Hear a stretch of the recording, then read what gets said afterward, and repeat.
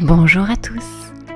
L'histoire d'aujourd'hui s'intitule Petite souris ne veut pas dormir par Jade Bérubé, Pierre Duthil et Denis Fecteau aux éditions Panda. Nous allons débuter cette vidéo, mais avant de poursuivre cette histoire, je t'invite à t'abonner et à cliquer sur la petite cloche de notification pour ne rien manquer de toutes nos belles histoires. Merci par avance de nous soutenir. Petite souris en a marre, mais vraiment marre. Pourquoi faut-il aller dormir chaque soir?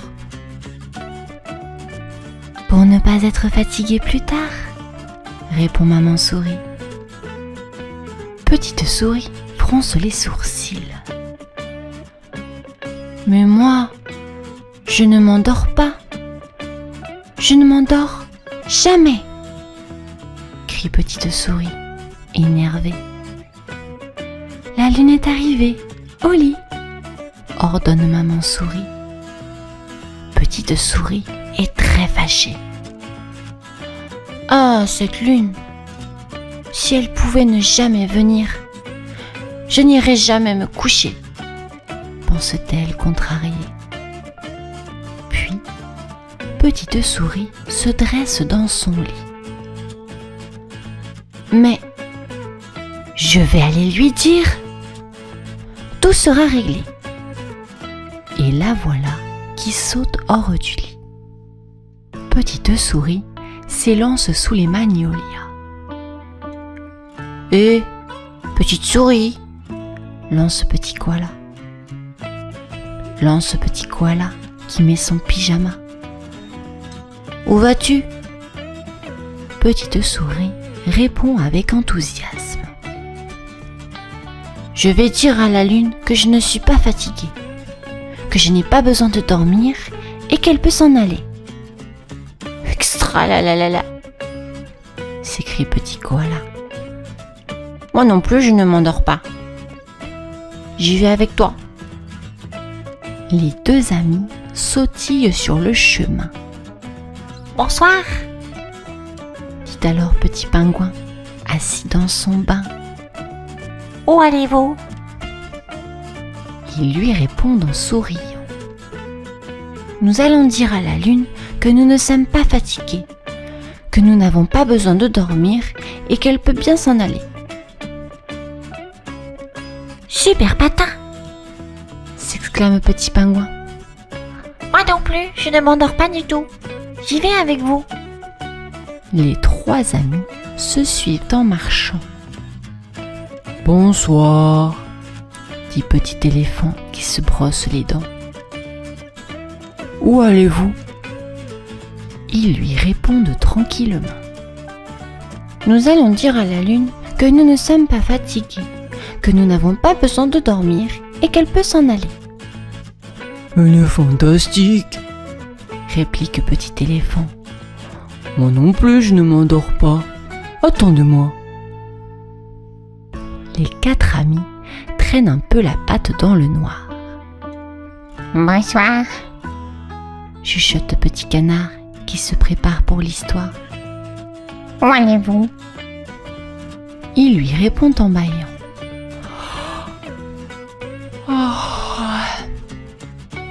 Nous allons dire à la lune que nous ne sommes pas fatigués, que nous n'avons pas besoin de dormir et qu'elle peut s'en aller. Non, d'un coin-coin, dit petit canard en se frottant les yeux. Moi non plus, je ne veux pas aller au lit. Je vous suis. Les cinq amis reprennent la route lentement. Devant eux, la lune brille de mille feux. Et c'est alors que petit canard ferme les yeux. Tu es fatiguée? L'interroge petite souris qui a cligné des yeux elle aussi.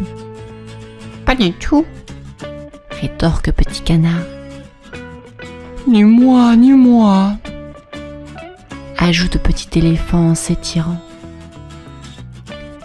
Je n'ai pas sommeil non plus, marmonne petit koala en se pinçant les joues. Quant à Petit Pingouin, il ne répond rien du tout. C'est alors que la lune aperçoit les 5 amis et leur air endormi. « Que puis-je faire pour vous ?» demande-t-elle de là-haut. « Pourquoi n'êtes-vous pas au lit ?» Petite Souris a les paupières lourdes et elle a peine à rester debout. Comme il serait doux de poser la tête sur ce caillou. Elle répond doucement à côté de Petit Canard, Petit Pingouin, Petit Koala et Petit Éléphant. Nous sommes venus vous dire...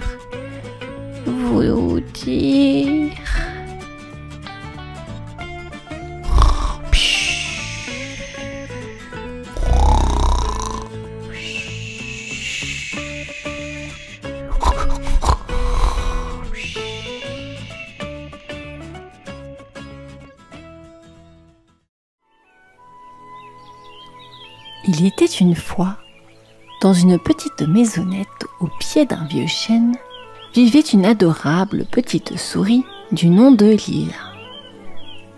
Elle avait de grands yeux pétillants et de douces oreilles roses qui semblaient toujours être à l'affût du moindre bruit. Lila adorait explorer le monde qui l'entourait, mais il y avait un petit problème. Elle était extrêmement timide. Chaque matin, elle se glissait hors de son petit terrier niché dans les racines du chêne et elle se mettait en quête de délicieuses miettes de pain et de fromage pour son petit déjeuner. Pourtant, dès qu'elle entendait le moindre craquement de branches ou le chant d'un oiseau, elle se figeait sur place, son cœur battant la chamade. Lila rêvait de découvrir les mystères de la grande prairie qui s'étendait au-delà de la forêt, mais elle était trop effrayée pour s'aventurer aussi loin. Elle se contentait de grignoter des petits bouts de nourriture près de sa maison, rêvant des aventures qu'elle n'osait pas vivre. Ses amis, les oiseaux et les écureuils du quartier, l'encourageaient souvent à sortir de sa coquille et à explorer le monde avec eux. Ils lui racontaient des histoires passionnantes sur les ruisseaux scintillants, les fleurs aux couleurs éclatantes et les montagnes majestueuses. Mais malgré leurs efforts, Lila restait timide et inquiète. Un jour, alors qu'elle fouillait une vieille boîte en carton à la recherche de friandises, elle tomba sur une carte au trésor. Le parchemin décrivait un chemin qui la mènerait à travers la forêt, au-delà de la prairie et vers un endroit secret et merveilleux. Lila était fascinée par l'idée de l'aventure, mais elle se demandait si elle aurait le courage de suivre cette carte. La nuit tomba et Lila regarda les étoiles scintiller dans le ciel. Elle pensa à toutes les histoires incroyables qu'elle avait entendues et se dit que peut-être, juste peut-être, elle pourrait surmonter sa timidité et explorer le monde au-delà de sa maisonnette. Le lendemain matin, avec la carte soigneusement roulée dans sa patte, Lila prit une grande inspiration et commença son voyage.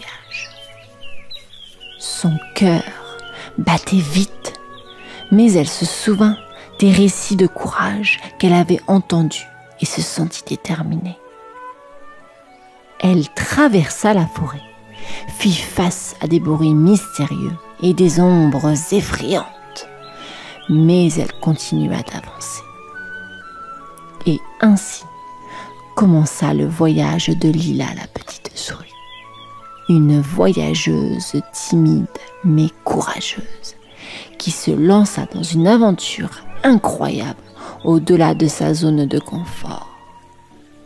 Les défis qu'elle rencontrerait et les amitiés qu'elle se ferait changerait sa vie à jamais.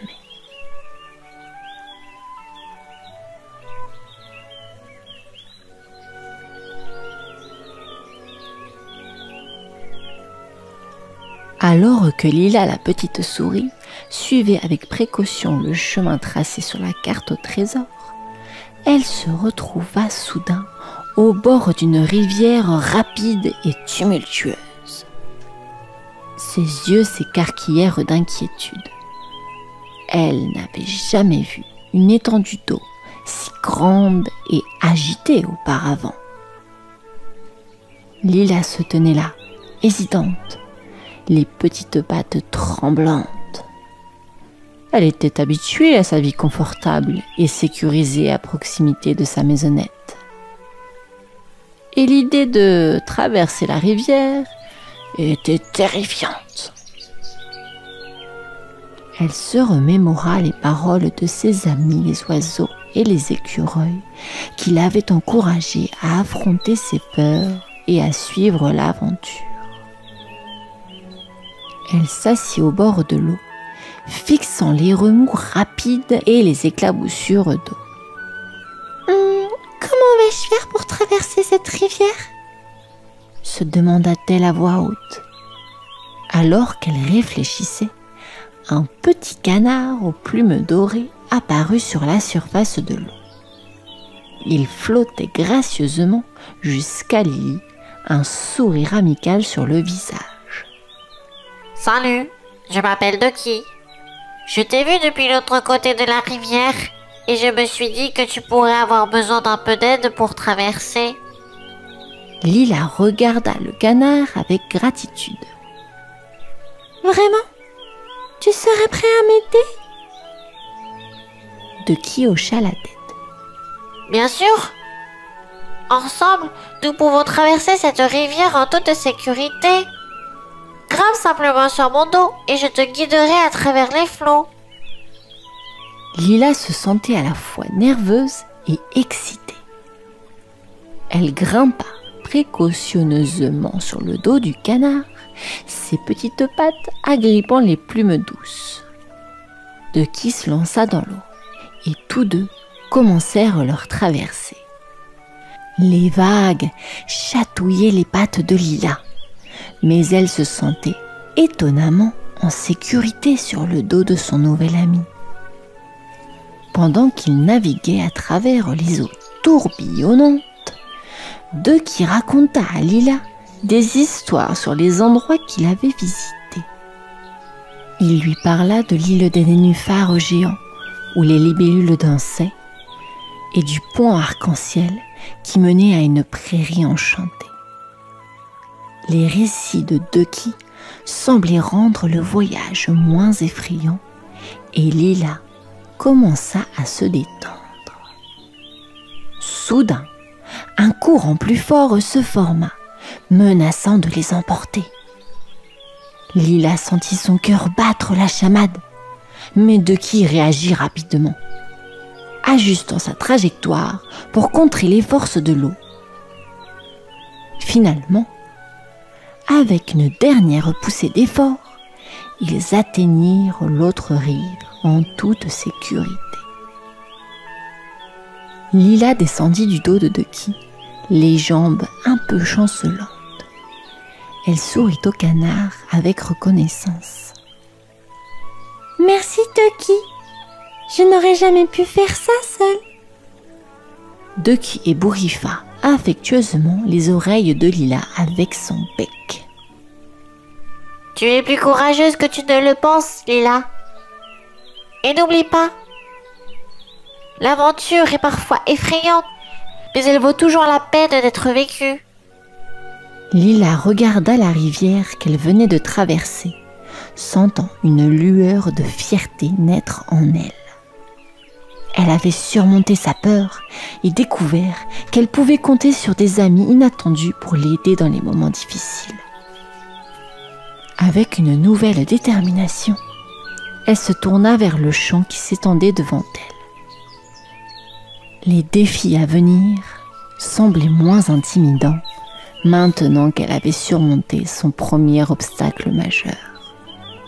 Et ainsi, avec Ducky à ses côtés, Lila la petite souris continua son voyage vers l'inconnu, sachant qu'elle était capable de bien plus qu'elle ne l'avait jamais imaginé. Lila la petite souris et son nouvel ami Ducky avaient surmonté l'obstacle de la rivière, mais leur voyage était loin d'être terminé. Ils se retrouvèrent bientôt dans une forêt dense et mystérieuse où les arbres semblaient se pencher pour les observer. Les ombres dansaient entre les feuilles, créant une atmosphère à la fois intrigante et un peu effrayante. Alors qu'ils s'enfonçaient dans la forêt, Lila et Ducky se retrouvèrent face à une clairière ensoleillée. Au centre de la clairière se trouvait un vieux puits en pierre, entouré de fleurs colorées. Lila fut intriguée par le puits et Ducky suggéra qu'il jette un coup d'œil à l'intérieur. Lila baisa prudemment une petite corde dans le puits et à sa grande surprise, un écho joyeux lui répondit. C'était comme si le puits était habité par une voix enjouée. Lila et Ducky échangèrent un regard curieux et décidèrent de descendre pour en savoir plus. Ils atteignirent bientôt le fond du puits et se retrouvèrent dans un monde souterrain étonnant. Des lucioles éclairaient le chemin, illuminant des tunnels qui semblaient mener vers d'innombrables aventures. Lila et Ducky se lancèrent dans l'exploration, découvrant des passages secrets et des cavernes étincelantes. Cependant, leur joie fut de courte durée lorsque le chemin qu'ils empruntaient soudainement s'effondra derrière eux. Ils étaient piégés dans une grotte sombre, sans moyen apparent de retourner à la surface. Lila sentit sa confiance vaciller, mais Ducky restait optimiste. Ne t'inquiète pas, Lila. Nous trouverons un moyen de sortir d'ici. Ils cherchèrent désespérément une sortie pendant des heures, mais la grotte semblait sans fin. Lila commença à se sentir découragée, jusqu'à ce qu'elle découvre une étrange porte de pierre cachée derrière un rideau de lianes. La porte était ornée de symboles anciens et semblait mener vers l'inconnu. Ils franchirent la porte avec précaution et se retrouvèrent soudainement dans une vallée luxuriante et colorée.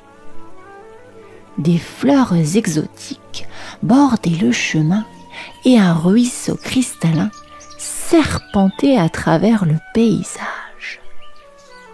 Lila et Ducky avaient découvert un véritable paradis caché sous terre.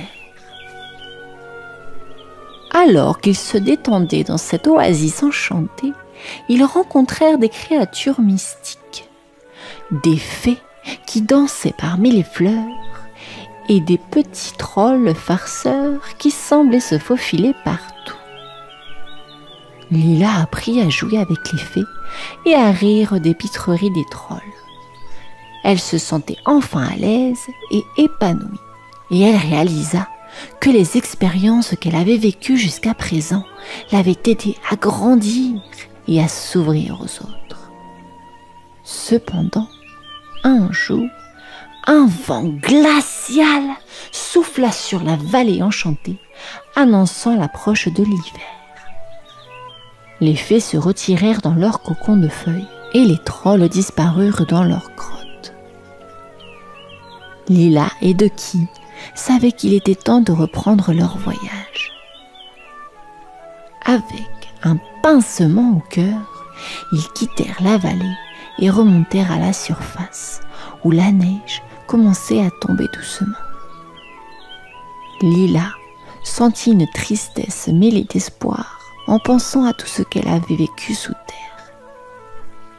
Elle savait maintenant qu'elle était capable de surmonter ses peurs et d'explorer le monde, tout en appréciant les merveilles qui l'entouraient.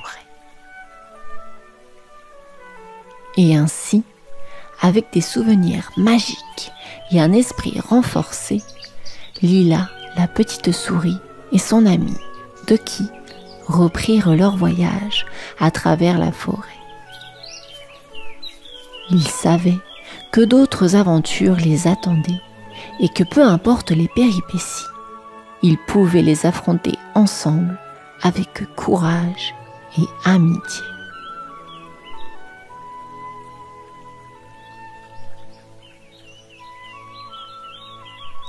Après avoir quitté la vallée enchantée, Lila, la petite souris, et Ducky continuèrent leur périple à travers la forêt. Ils firent face à de nouveaux défis, explorèrent des contrées étonnantes et rencontrèrent des amis inattendus en cours de route. Chaque épreuve renforça leur amitié et leur confiance en eux. Un jour, alors qu'ils suivaient un sentier sinueux, ils atteignirent un sommet panoramique. Devant eux s'étendait un paysage à couper le souffle. Une prairie vaste et colorée avec des montagnes majestueuses à l'horizon. Lila se rendit compte qu'elle était parvenue au-delà de la prairie, qu'elle avait toujours rêvé d'explorer. Elle se tourna vers Ducky avec un sourire radieux. « Regarde, Ducky, nous y sommes enfin !» Ducky sourit à son tour. « Tu as parcouru un long chemin depuis ta petite maisonnette, Lila. Tu es devenue si courageuse et aventurière. » Lila ressentit une chaleur de fierté en elle. Elle avait surmonté ses peurs et découvert un monde bien plus vaste que ce qu'elle avait imaginé. Elle se tourna vers le paysage devant elle, le cœur rempli de gratitude pour toutes les expériences qu'elle avait vécues et les amis qu'elle avait rencontrés. Alors qu'elle contemplait le magnifique panorama, une brise légère lui apporta un doux chant d'oiseau. C'était un chant qu'elle connaissait bien, celui de ses amis les oiseaux de la forêt. Elle réalisa qu'ils étaient venus la saluer et la féliciter pour son courage. Ducky se pencha vers Lila. « Qu'est-ce que tu vas faire maintenant, Lila ?» Lila réfléchit un instant, puis répondit avec détermination. Je vais continuer à explorer, à apprendre et à grandir. Et je veux partager mes aventures avec tous mes amis, grands et petits, pour leur montrer qu'ils peuvent eux aussi surmonter leurs peurs. Ducky acquiesça avec un sourire. « C'est une merveilleuse idée, Lila. Et je serai toujours là pour t'accompagner, peu importe où tes aventures te mèneront. » Ainsi, Lila la petite souris et Ducky le canard continuèrent leur voyage, explorant de nouveaux horizons et racontant leurs histoires à tous ceux qu'ils rencontraient. Lila avait trouvé sa voie en tant qu'aventurière et conteuse, et sa confiance grandissait de jour en jour. Finalement, Lila et Ducky retournèrent à leur petit terrier au pied du vieux chêne. Ils avaient accompli tant de choses depuis leur première rencontre, et leur amitié était plus forte que jamais. Ils savaient que chaque nouvelle aventure était une opportunité de grandir et de partager leur courage avec le monde. Et ainsi, dans leur petit coin de la forêt, Lila la petite souris et Ducky le canard vécurent de nombreuses autres aventures, laissant une trace de courage d'amitié et de découverte partout où ils allaient.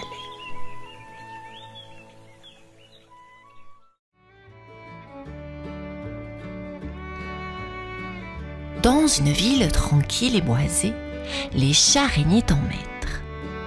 Les ruelles étaient leur domaine et les autres animaux se courbaient devant eux, craignant leur miaulement hautain.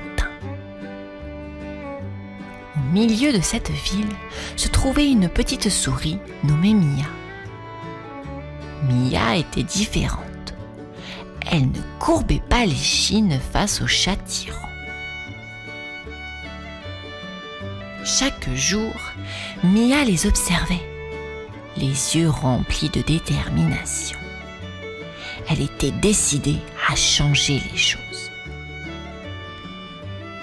Les chats se moquaient d'elle, la chassaient, et elle en avait assez. Elle rêvait de devenir un ninja, de se dresser contre l'injustice et la peur qui régnait.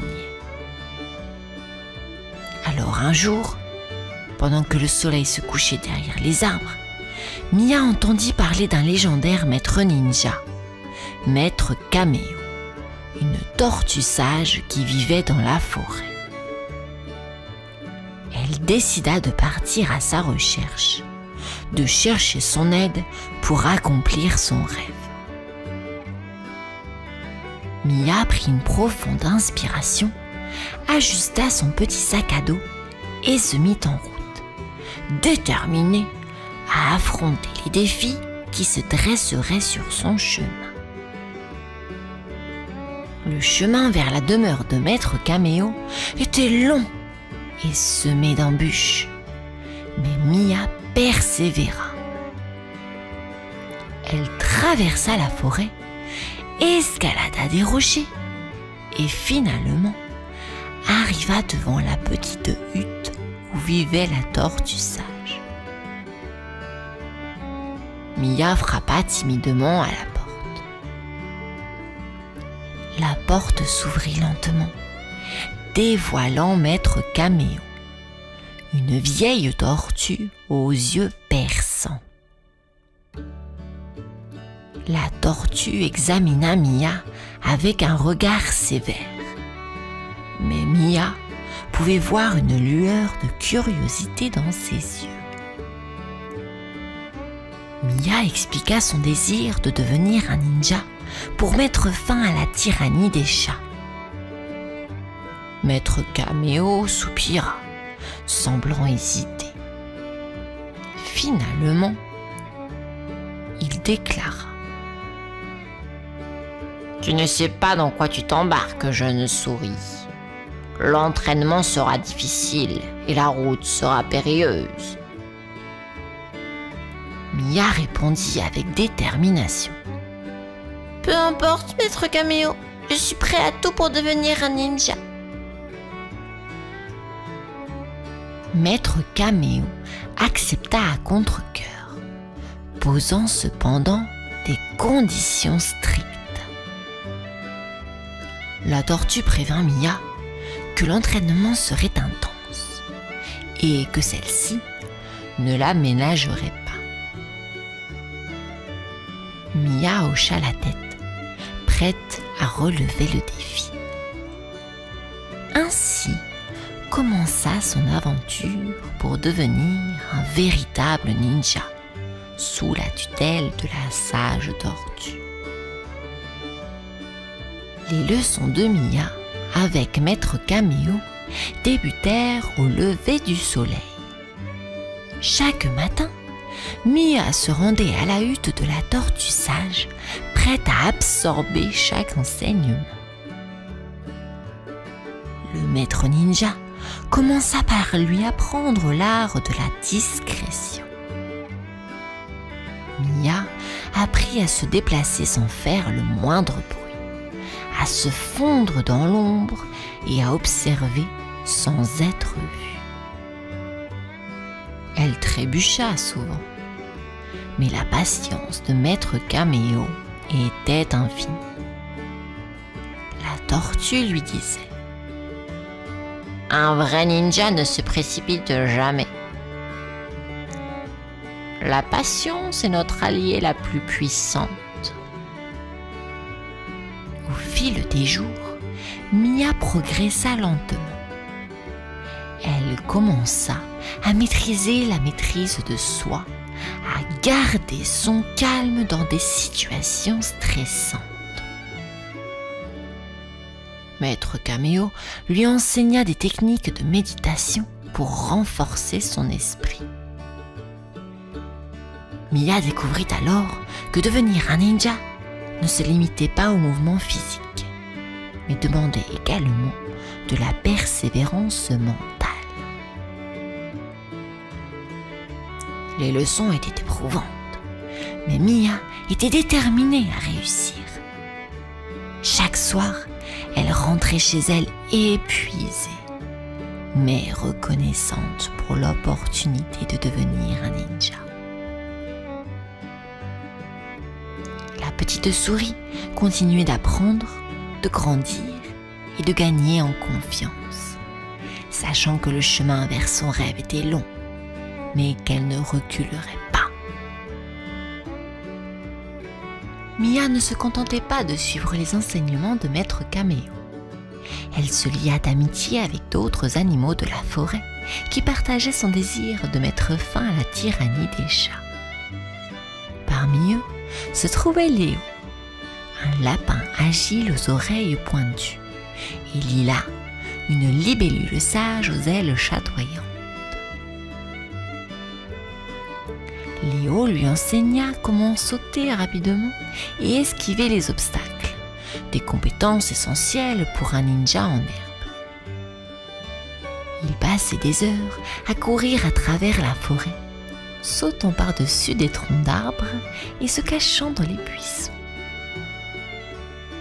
Lila, quant à elle, lui apprit à observer les mouvements des chats depuis les airs, à repérer les pièges potentiels et à donner des signaux de communication discrets.